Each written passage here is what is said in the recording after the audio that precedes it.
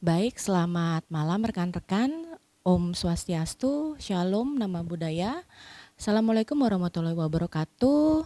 Salam sejahtera, salam sehat bagi kita semua. Pada hari ini kita akan membahas pendahuluan ya, penggolongan lembaga jaminan, di mana hukum jaminan itu sendiri sebenarnya merupakan keyakinan dari debitor yang akan diserahkan kepada debitor, kepada kreditor untuk pelunasan utang, di mana utang itu sendiri merupakan perjanjian pokok ya, kemudian akan diikuti dengan perjanjian asesorir atau perjanjian tambahan yang merupakan perjanjian jaminan itu sendiri. Nah, untuk lembaga jaminan sendiri yang ada di Indonesia itu ada beberapa ya, ada 4 lembaga jaminan. Sebelum itu untuk lembaga jaminan, penggolongan lembaga jaminan, sebelum kita mengetahui itu, kita harus mengetahui dulu jenis benda yang ada di Indonesia. Nah, pertama benda yang ada di Indonesia itu digolongkan dalam 2 garis besar ya, yaitu benda bergerak dan benda tetap. Di mana benda bergerak itu sendiri merupakan secara harfiah merupakan benda yang dapat secara langsung dipindah tangankan. Contoh nih, ini aqua nih atau air ya, bisa langsung dipindahkan itu adalah benda bergerak. Tapi ada juga benda yang dapat secara langsung dipindah tangankan atau bergerak gitu secara harfiah ya. Contohnya seperti kapal, pesawat terbang itu namun tetap digolongkan menjadi benda tetap. Nah, bagaimanakah penggolongannya? Membedakan bagaimana itu benda bergerak, bagaimana itu benda tetap untuk mengetahui jenis lembaga jaminan apa yang cocok diterapkan dalam di Indonesia. Nah, selain itu tadi ada benda bergerak. Nah, kemudian ada benda bergerak yang digolongkan benda tetap. Untuk benda-benda bergerak yang digolongkan sebagai benda tetap ya, itu selain tadi sudah saya sebutkan ada kapal, ada pesawat terbang. Nah, untuk benda-benda dengan volume 20 meter kubik berdasarkan Kitab Undang-Undang Hukum Dagang ya, maka digolongkan benda tetap. Nah, selain itu di luar itu tadi ya, maka akan digolongkan menjadi benda bergerak. Nah, itu tadi benda bergerak, kemudian benda tetapnya itu yang mana sih yang disebut sebagai benda tetap? Nah, benda tetap itu secara harfiah gitu ya, benda yang nggak bisa kita pindah tangankan langsung nih, contoh tanah, kemudian rumah beserta tanahnya itu bisa kita golongkan menjadi benda tetap. Nah, untuk benda tetap itu sendiri tadi saya ada menyebutkan ada rumah, ada tanah, tapi untuk untuk tanah itu sendiri digolongkan menjadi benda tetap karena memang secara harfiah kita nggak bisa memindah tangankan secara langsung kecuali dengan cara-cara tertentu. Kemudian ada lembaga jaminan. Kalau kita sudah mengetahui lembaga jaminan, benda jaminan itu apa ya, maka kita akan bisa menggolongkan jenis lembaga jaminan ya di Indonesia, yaitu gadai untuk benda bergerak, fidusia untuk benda bergerak, untuk benda tetapnya ada hipotek dan hak tanggungan. Oke, kalau kita tadi sudah mengetahui pengantarnya dulu, nanti setelah ini kita akan mempelajari lebih lanjut lagi lembaga-lembaga jaminan, khususnya di pertemuan kali ini kita akan membahas gadai melalui diskusi-diskusi lebih lanjut. Oke, nah kalau tadi kita sudah mengetahui pengertian dari gadai, nah kita akan melanjutkan dengan ciri-ciri gadai. Nah, yang pertama, objek atau barang-barang gadai kebendaan yang bergerak, baik kebendaan yang bergerak yang berwujud maupun tidak berwujud. Yang kedua, hak gadai memberikan kedudukan diutamakan atau droit de préférence kepada kreditor penerima gadai. Yang ketiga, gadai merupakan hak kebendaan atas kebendaan atau barang-barang bergerak milik seseorang. Karenanya walaupun barang-barang yang digadaikan tersebut beralih atau dialihkan kepada orang lain, barang-barang yang digadaikan tersebut tetap berada dan terus mengikuti kepada siapapun objek itu berada. Atau dalam bahasa Latinnya kita bisa simpulkan dengan droit de soi.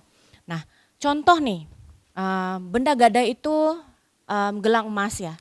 Gelang emasnya itu saya gadaikan ke Febri. Kemudian Febri sebagai penerima gadai menyerahkan benda tersebut, gelang tersebut kepada Ega gitu misalnya. Kemudian Ega serahkan lagi kepada Bella. Kemanapun benda gadai tersebut berada, maka hak kebendaannya akan tetap berada pada si penerima gadai atau si Febri itu tadi. Itu asas droit de soi. Kemudian lanjut. Yang keempat, kebendaan atau barang-barang yang digadaikan harus berada di bawah penguasaan kreditor. Nah, ini merupakan ciri khas gadai, ya, di mana benda-benda yang menjadi benda jaminan gadai harus berada di tangan kreditor. Apabila benda tersebut tidak berada di tangan kreditor, ya, maka gadainya akan hapus.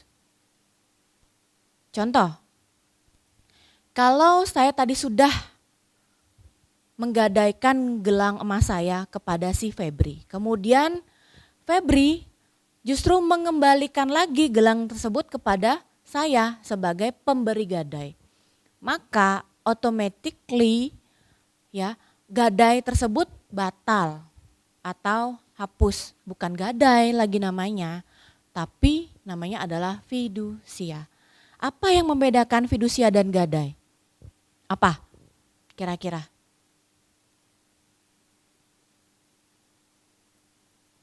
Letak perbedaan paling mencolok atau paling besar itu adalah letak benda jaminannya, ya. Kalau benda jaminannya tetap berada di tangan debitor gitu ya, maka itu adalah fidusia. Sedangkan sebaliknya, kalau benda tersebut harus ada di tangan kreditor, maka benda tersebut dibebankan dengan lembaga jaminan berupa gadai. Kemudian lagi yang kelima, sifatnya adalah asesoir. Harus digarisbawahi dan harus rekan-rekan ingat bahwa semua lembaga jaminan, ya, baik itu lembaga jaminan umum maupun lembaga jaminan khusus, itu merupakan perjanjian asesoir. Apa itu perjanjian asesoir? Adalah perjanjian tambahan yang bergantung pada induknya atau perjanjian pokoknya. Apa itu perjanjian pokoknya? Yaitu bisa perjanjian kredit, bisa perjanjian utang piutang, ya, bisa perjanjian pinjam meminjam, ya. Dan perjanjian apapun yang bisa dinilai dengan uang.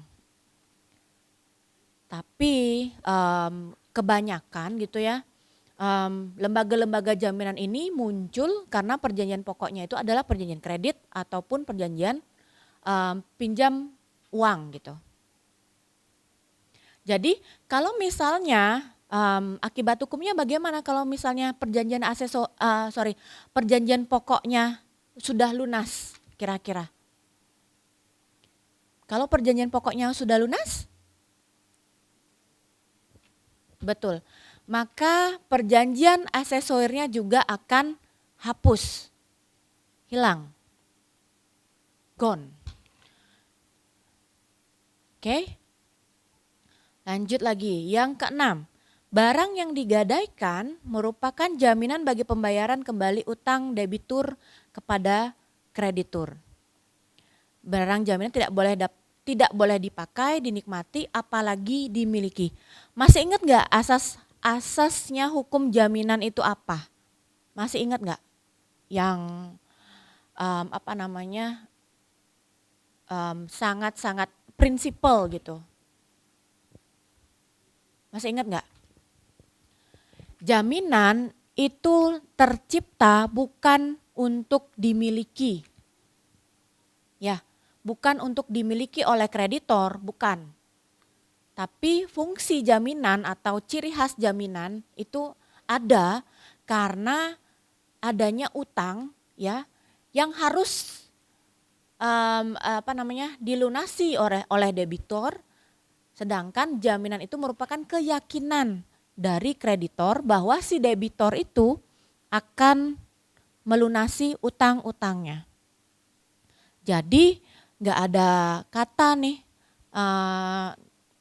misalnya saya ngutang kemudian benda itu jadi milik saya gitu, nggak boleh. Kreditor itu tidak boleh memiliki benda yang dijadikan objek jaminan. Lanjut lagi yang ketujuh, gadai mempunyai sifat yang tidak dapat dibagi-bagi atau ondel-bar, yaitu membebani secara utuh objek kebendaan atau barang-barang yang digadaikan setiap bagian daripadanya. Contoh tadi misalnya, saya menggadaikan, kalau tadi gelang kan otomatis nggak bisa dibagi-bagi ya. Kalau misalnya saya gadaikan emas 20 gram gitu, dalam bentuk emas antam gitu, ya berupa kepingan emas 55 gram, 4 keping gitu. Jadi kalau saya pinjam uang nih sejumlah 25 juta gitu misalnya, 20 juta gitu misalnya. Jaminannya berupa emas antam 20 gram. Jadi misalnya saya sudah melakukan pembayaran nih sebesar 5 juta, apakah saya boleh ambil emas kepingan itu yang 1 keping? Nggak bisa. Karena gadai itu sifatnya adalah tidak dapat dibagi-bagi atau ondel-bar. Kalau sudah lunas ya, baik itu pokok maupun bunga, barulah semua dikatakan lunas. Barulah benda jaminan tersebut kembali lagi ke tangan debitor secara utuh.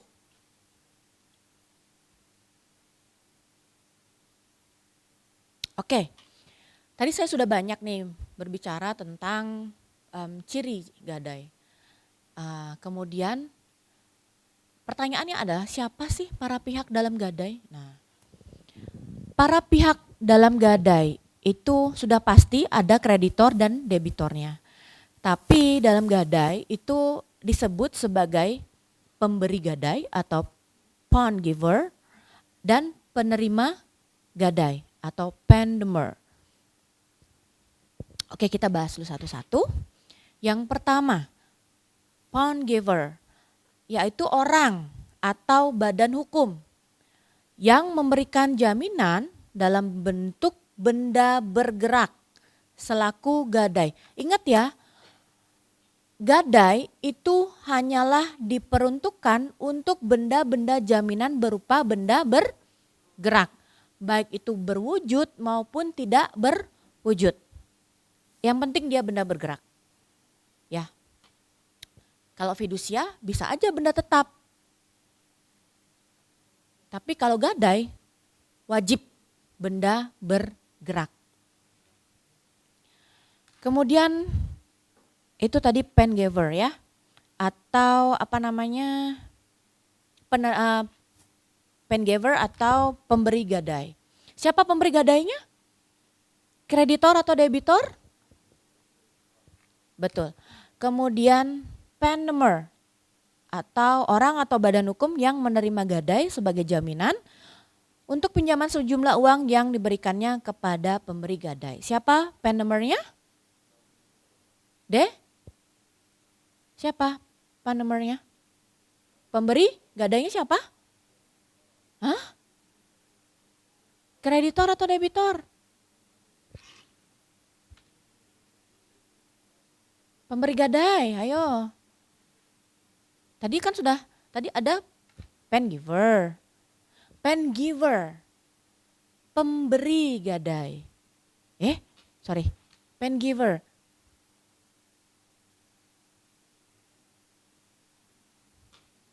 Pemberi gadai, sorry. Ya, pen giver, pemberi gadai. Ini saya salah tulis ya, berarti ya, penerima di sini.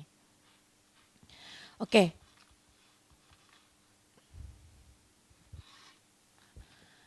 Pen giver, give atau memberikan. Pen giver berarti pemberi gadai. Siapa pemberi gadai? Debitor atau kreditor? Penerima? Penerima gadainya siapa? Oke. Sampai situ paham ya? Kemudian lahirnya gadai. Oke, ini sahnya gadai. Pasal 1152 BW. Hak gadai atas benda-benda bergerak, atas piutang-piutang, bahwa diletakkan dengan membawa barang gadainya di bawah kekuasaan si berpiutang atau seorang pihak ketiga tentang siapa telah disetujui oleh kedua belah pihak. Apa yang bisa kita simpulkan dari sini? Apa yang bisa kita simpulkan dari pasal 1152?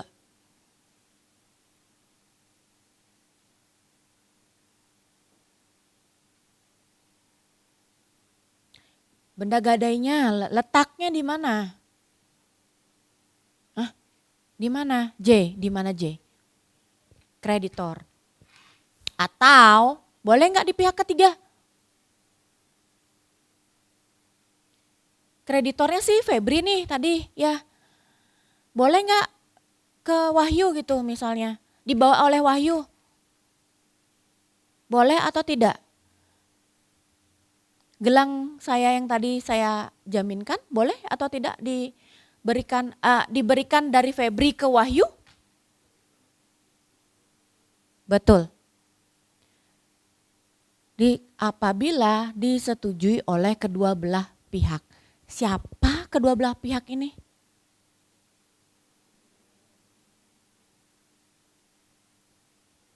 Siapa kedua belah pihaknya kira-kira? Apakah Wahyu dan Febri? Atau Wahyu dengan saya? Wahyu? Febri dengan saya? Febri dengan saya, betul. Jadi saya sebagai pemberi gadai harus mengetahui benda saya itu ada di mana. Setelah saya berikan ke Febri sebagai syarat sahnya gadai gitu ya. Karena syarat sahnya gadai itu mau nggak mau, mesti harus ada di tangan kreditor ya. Tapi Febri itu menyerahkan kepada Wahyu untuk pegang. Jadi saya mengetahui, saya setuju, barulah bisa Febri memberikan itu kepada Wahyu untuk dipegang. Si berpiutang di sini siapa? Berpiutang. Yang berpiutang siapa? Kreditor. Yang berutang? Oke.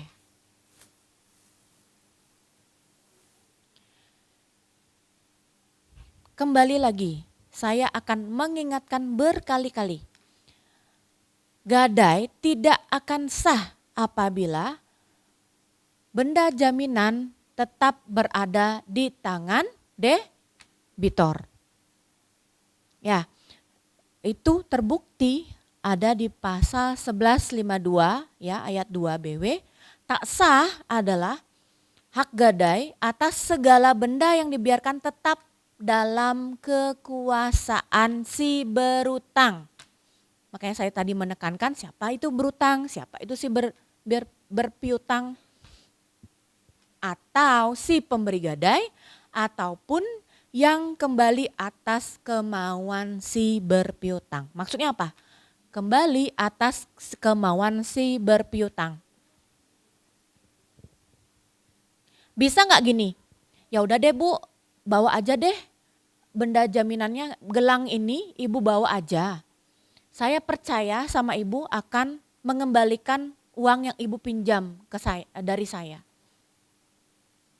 Oke, saya pegang lagi nih benda apa namanya? Gelangnya, benda jaminannya. Sah nggak? Bukan gadai lagi namanya. Dan gadainya tuh udah nggak ada. Hanya tersisa perjanjian pokoknya saja. Kalau sudah tidak sah perjanjian aksesorirnya, maka yang tersisa perjanjian pokoknya tidak akan batal, tidak akan hapus. Batalnya atau hapusnya perjanjian aksesorir tidak akan membatalkan perjanjian pokok. Namun sebaliknya, batalnya perjanjian pokok akan berpengaruh kepada perjanjian aksesorirnya. Kira-kira itu dulu ya. Ada pertanyaan lagi? Kalau tidak ada, kita akan mulai sesi diskusi ya. Sudah setengah jam, kita ada waktu 1 jam ya.